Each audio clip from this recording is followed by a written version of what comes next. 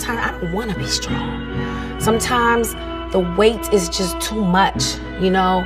And to put on that facade like you're strong all the time, that's exactly what it is, a facade. That's whack. You have to be human. And human means you're vulnerable. I tell people all the time, like when they're like, oh, you're so strong. And I'm like, but I have to be. I don't want to be like, I want to be fragile. And people see it as a weak word, but think about it. When something's fragile, you treat it more with care. You're very careful.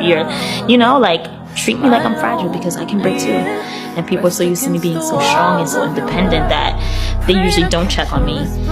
If I do have an issue and I happen to voice it, like, oh, you're fine. Like, they brush me off. It's kind of like, Shakira, you always figure it out.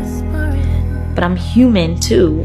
I have feelings too. I feel things very deeply too. So don't treat me like I'm strong, because I don't consider that to be a thing of like, oh, that's so great an accomplishment. No, treat me like I'm fragile. Most women don't want to be strong.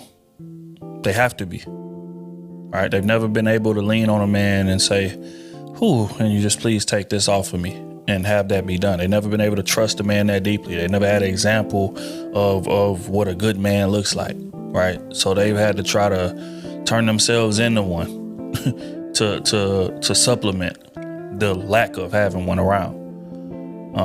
Regardless of how successful that woman is, right? She could be the CFO of a company, vice president of a company, and be directing and making orders and making decisions all day long. When she walks through that door to come home, she does not want to do that. She wants to be able to lay on her man's chest and know, keyword know, not think, not, possibly, maybe, know that her man is going to be able to take care of things from her from that point.